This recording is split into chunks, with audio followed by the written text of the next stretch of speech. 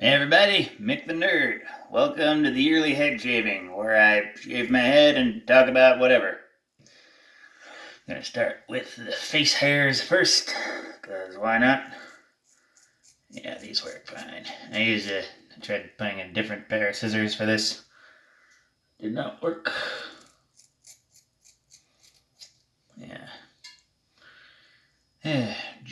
Main topic I'm talking about are like the two most hit or miss movies for people. Joker and Star Wars Ep 9, The Rise of Skywalker. Both films that I enjoyed, but I completely understand why people do not like, or, in the case of Joker, people who love them and think they're masterpieces. I honestly don't think that for the latter. I think it's just an okay horror film. Joker first. That was a weird movie. A weird and good movie. And it's really confusing where the goddamn timeline is, isn't it? Like, it looks like it's supposed to be the 70s or 80s because you got like that Merv Griffin in character played by Martin Scorsese, I think. Yeah. But then you got how Thomas Wayne looks like a parody of like modern day Donald Trump, so that's a little confusing. It's like it's simultaneously in the present and the future at the same time. Of course, that could just be because the Joker is insane and having mixed memories of everything. One criticism people have about the Joker is that it looks like he just transforms into madness. Like there's no transition. But the way I look at it, we're not looking at the Joker pre-transformation at the beginning of the film. It's the Joker post-transformation. The only reason we don't think that it's post-transformation is because, he has good health insurance and he's able to get like 7 different medications that help his, various mental conditions based on a combination of genetic factors and physical abuse. And when he loses that health insurance, oh boy. So that's a definite plus for that movie. It's saying for localized health, like just healthcare for all. And a lot of people criticize it because people are saying like, oh yeah, society made him like that. Society. And fucked up thing is, in this case, it kind of did because when you don't try to understand people with mental conditions and neuroses, it can turn on you. It's happened, like many people with autism, like for years would end up getting worse because they were just seen as crazy or whatever, and then they'd end up getting worse. So God, I'm rambling. One thing, hey, this is what you've decided to do. Just watch a guy ramble and talk about the socio-political things about the DC Comics horror film. I do get why people think it's kind of whiny. It's like the white guy whining about like how society's abandoned him, but I'm more sympathetic because I'm autistic and I understand that this is a person who needs like medication in order to just be, needs therapy in order to just be, and his world's healthcare system is straight up abandoned him. I'm not saying but with that, I'm also not condoning the murders he did because, it's people say he's an anti-hero of the movie. He's not. He's the villain you sympathize with. That's the whole point. Yeah. I did, remember I was talking to my friend Nick Crispy. He mentioned to me, how, this is one of the first few times in a Batman story where, there's, a real reason for, Thomas and Martha get to go into Crime Alley because, hey, they're trying to escape a giant-ass riot. That makes sense. I believe that. Yeah. Whereas, in every other story, they just go, oh, we'll save time by doing this. No, you won't. You'll fucking die, Tom. What is wrong with you? Where is your self-preservation?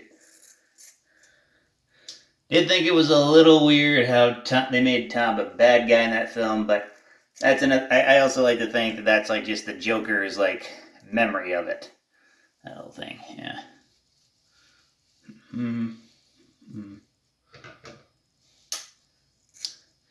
And Star Wars F9. I liked that movie when I watched it in the theaters, but I also recognize that it's not a good film, or at least not the best film it could be, you know? It's like, it's enjoyable. It's got a lot of fan service movies. Lando's back. We see Carrie Fisher one more time. Carrie and Mark together one more time, and I like that, but something must have happened. Like, Disney probably said no to a lot of things, and I'm kind of get the feeling that Palpatine probably wasn't meant to be in F9. I think they were supposed to be. I think Kylo was weirdly enough supposed to be the Emperor in that. Yeah, but they were gonna do a twist on it, where maybe he actually redeems himself or something, breaks the cycle, curse the Skywalker clan. Who knows? Yeah.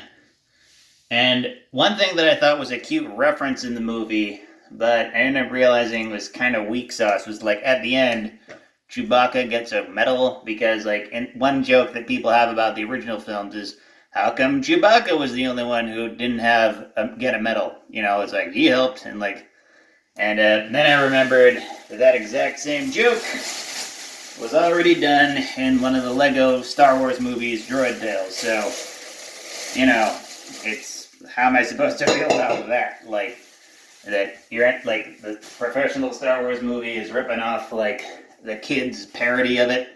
That's a little weird. I also feel weird criticizing it because I've met J.J. Abrams before and he seems really nice, and Then of course you got people complaining about the very, very lessening the bad words, like that the only the only gay characters in the film were two nameless lesbians, and we never even did anything in the film, and it's like, oh yeah, this is gay. This is how we include the gays. Is just two random characters who never did fucking anything. It's like, really, you just really don't have the balls to make Finn and Poe kiss like everybody wanted. As to be fair, which I'm really not much of a shipper, but in all honesty, Finn and Poe have more chemistry than Finn and Rey. Not much for romance in these movies.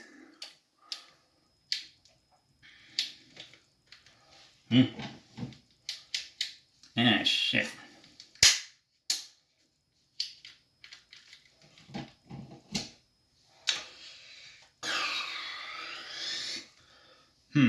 This thing does not work. Fuck.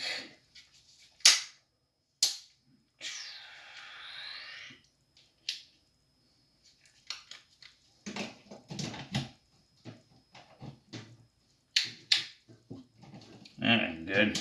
I'll just ramble anyway. So yeah, it's a weird thing to me to complain about because, like I said, I did like it while watching it, but it's not the perfect movie. And oh yeah, also the topic of inclusion is Rose from the last film, Last Jedi. It's I thought, I'm pretty sure that she was supposed to die in that film, but they kind of decided, let's have her live, and then she'll do something in the next movie. Next movie comes, there for a second, and then she's fucking gone. And it's part of me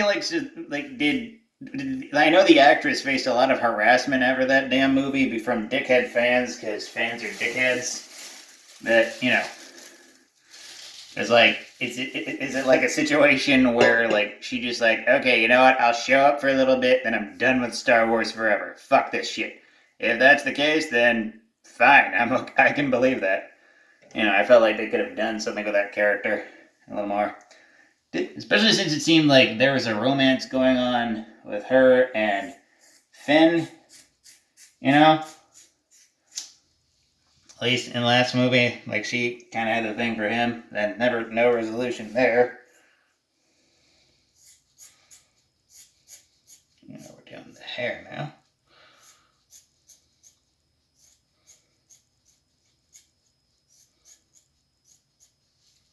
Ooh, pinch. Yeah, I'm gonna miss these looks.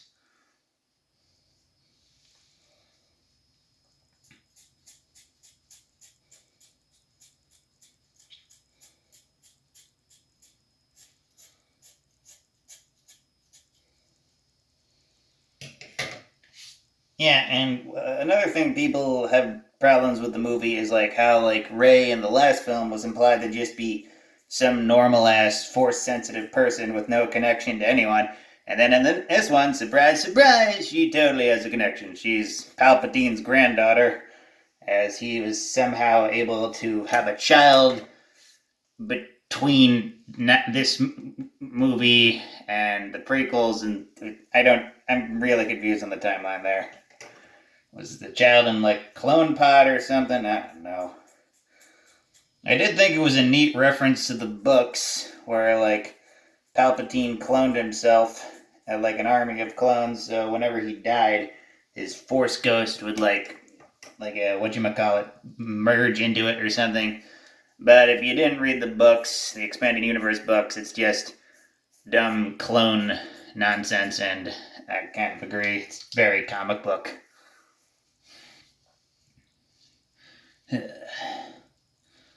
Either way, I'm glad that saga is over, and I'll just do like random Expanded Universe crap with Star Wars and just maybe not try to match the epicness. Just do stuff in that universe and just make their own stories. Like I hear The Mandalorian's good. Nah, I haven't watched that. I've been meaning to, but it's like once you go over your trial period with Disney Plus, you end up having to pay for it. I already got that DC Universe thing. Yeah. Titans ended up better than we all thought it was, didn't it? Yeah, that terrible trailer tricked everybody.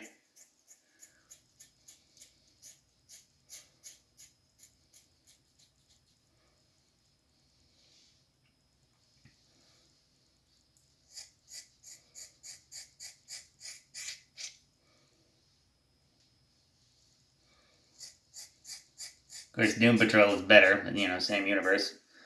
Also, same multiverse as Arrow. I guess every live-action DC thing is now canonically in the same multiverse. Or it was, if you haven't watched Crisis. Anyone watching Crisis? I'm a big fan of that. The Arrowverse and Crisis on Infinite Earths in general. Still waiting for the Psycho Pirate, though. He was a big player in the comic books. He was like basically the Anti-Monitor's sidekick, and in this, he's barely there. Like, they teased him last season of Arrowverse, and yes, I consider, like, all the Arrowverse shows from year to year as one season of the same series, as they practically are. It's a really long-ass bit of television watching. I'm also glad that they made sure to make Lila Harbinger, like, the Harbinger, like, in the comics. Wasn't sure if they were going to do that or if it was just going to be a cute reference, I'm just hoping that after all this is done, they finally make John Diggle frickin' Green Lantern like he's supposed to be. They really got it. They're really stepping on their toes with that one. It's like, what? He's not Green Lantern because of the possibility of a future Green Lantern movie. Yeah, when the fuck is that going to happen?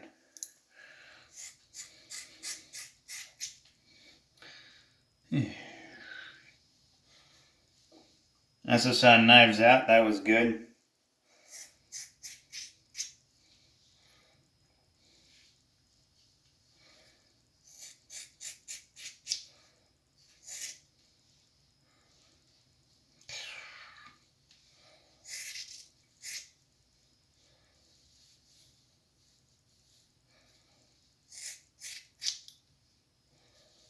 Yeah, boy, just being quiet, talking to no one, talking to myself.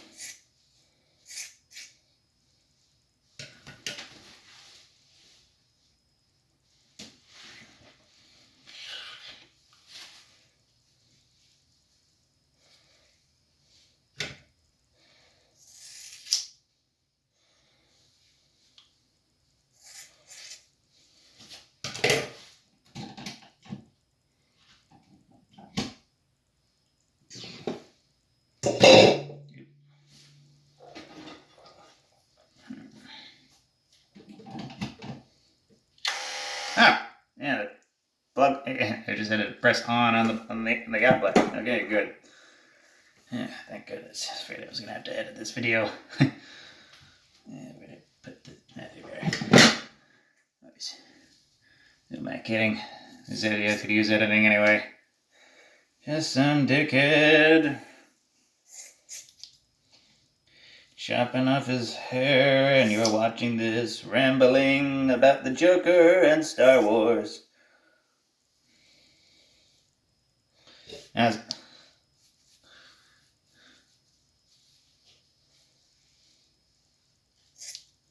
So people either hate the Joker, love the Joker, hate the new Star Wars, love the new Star Wars. It's all whatevs, people. These are hate or love movies, and don't argue with anyone about them. That's all there is to it. It's like you can think, oh, this person's stupid for liking or hating this. No, just chill the fuck out, you know? Sometimes a movie is just a movie. Although one criticism with the Joker is, you know, I know like the director said, I'm not making comedies anymore because I'm sick of people saying, oh, I'm so offended. And then in the movie, he had like this one lady in the film being really offended at like this incredibly innocent joke the Joker made. It's like, no, you should never say that. And it's like, dude, come on, man. People will be offended by you. They just gotta deal with it. You're not making jokes for the people who get offended. You're making jokes for the people who can take jokes. Just adapt to the goddamn, you know, audiences.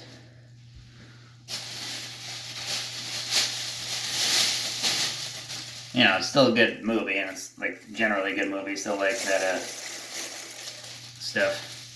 Kind of wondering if we'll get a Batman spinoff from the Joker. Yeah, God, a Batman spinoff from the Joker. That's the world we live in.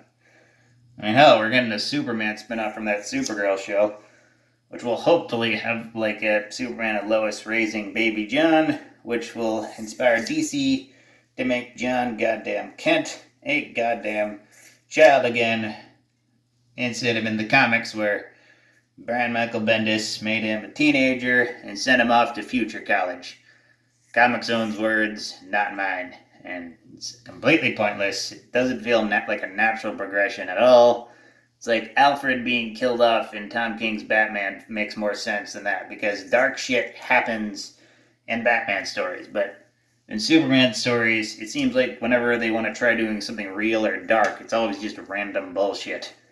Just throw a monkey wrench into Superman's life, and that's character development, but it's not. I do like his Naomi work, like is a new character that he made, even though admittedly the character is basically just Supergirl.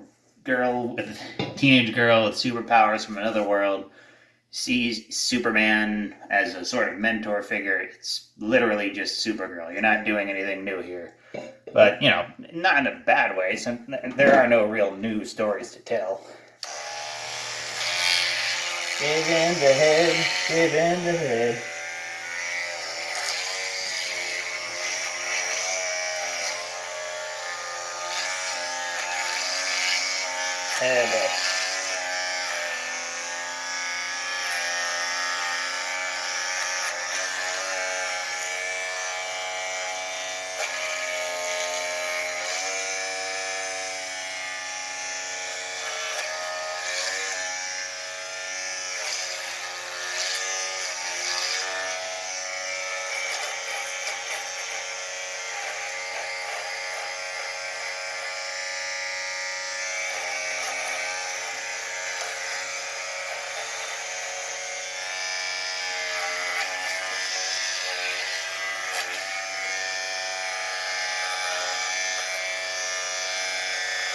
Man, I look creepy like this.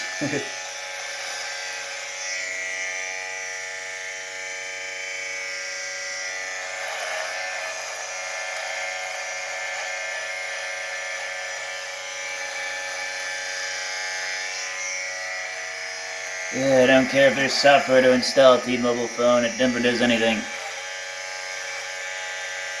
All software updates are just Spyro, never forget that, folks.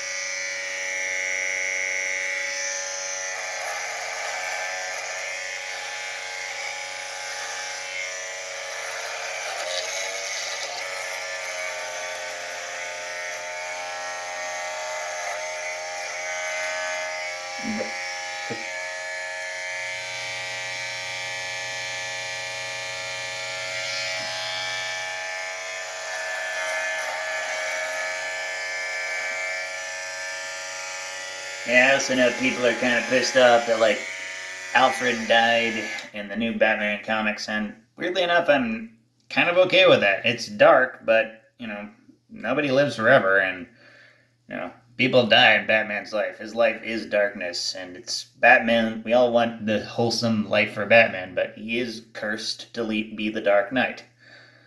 But it seems like he's at least trying to get happiness, so I'm okay with that.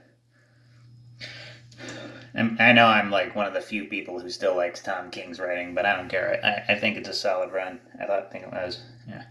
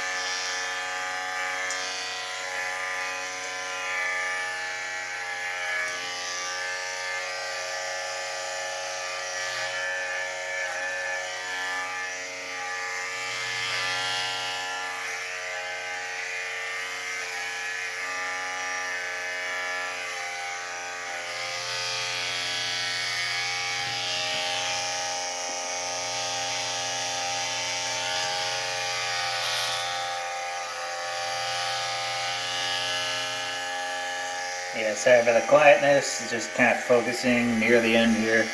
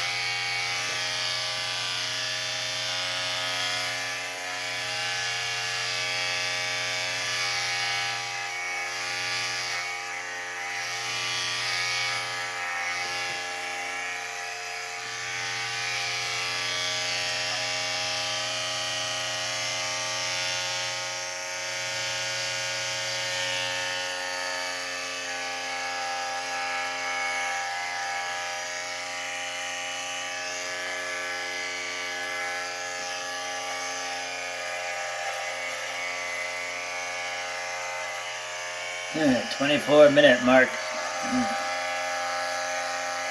Oh, wait.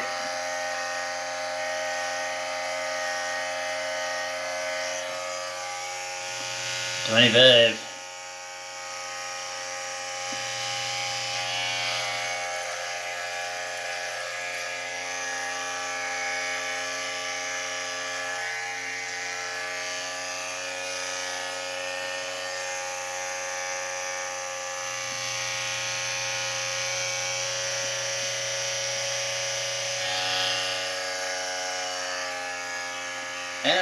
I think...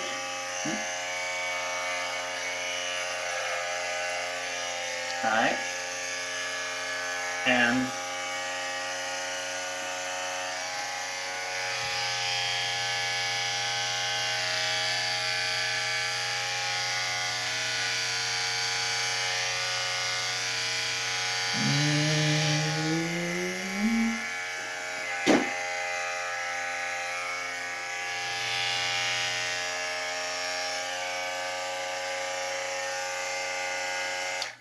done. Okay, if you enjoyed that, you enjoyed that. If you didn't, you're normal. Probably gonna post this to YouTube or Twitter. I'm gonna plan on trying to make videos in general, just musings. Just kind of, I know that listening to me talk is boring as all hell. You know, just rants in general. Been meaning to, is just works a lot. Crap, there's still another piece there.